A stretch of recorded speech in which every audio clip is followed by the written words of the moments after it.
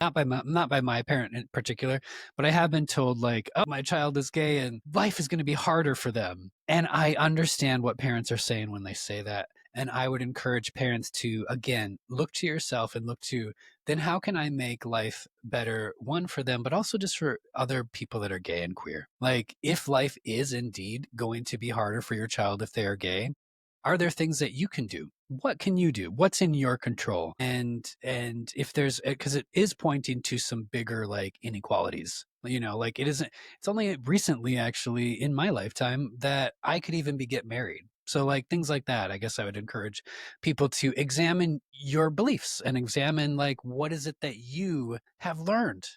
I got some really wacky messaging, James, when I was growing up about what it means to be gay and queer. And I'm discovering that I'm like, this was not based on science at all. This was like based on something my dad heard from like his friend, just Sure. wacky, weird stuff. So I remember where I was going, the point I was trying to make. It finally, brain synapses finally came together and the thought process happened. And so what I was trying to say is that parents have a perception or they have a projected image of who they want their child to be. Like my dad was a TV man and he wanted to pass down that business to me when I became 18. And I could care less. Could have cared less about yeah, vacuum tubes and all the testing equipment and no, zero interest in that. And I know that hurt his feelings. And I know parents that are listening to this podcast episode, they're doctors or attorneys or plumbers or electricians, whatever trade you want to think of, whatever profession you want to think of, law, judges, astronauts, whatever, right? There's a whole panoramic view of who people are in their professional lives. And I know that we as parents, we not only do we parent our children the way our parents parented us, hopefully not, but we have this perception or image that we have of our child of who we want them to become, right?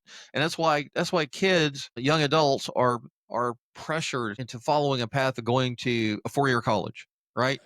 right, And back in right. the 70s, if you had a 4-year degree in underwater basket weaving, you automatically got a job making 30,000 a year with a corner office, right? Well, that's not the way it works today. And I'll go as far as to say that most 4-year degrees are pretty worthless. They're not even worth the ink that's on that paper.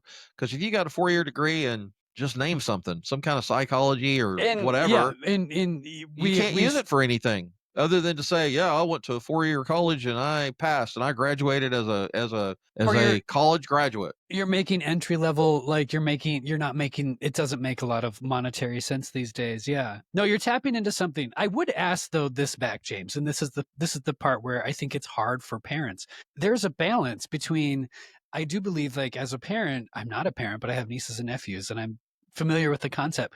There's that balance of like, I really can encourage and inspire my children to be amazing and to do great things in their career, in their lives. How do you balance those two things of like encouraging and kind of giving direction while also allowing them to make their own decisions and failures? Like I believe these two things can exist together. Sure. But how do you do it? Like, how do I you think not take over?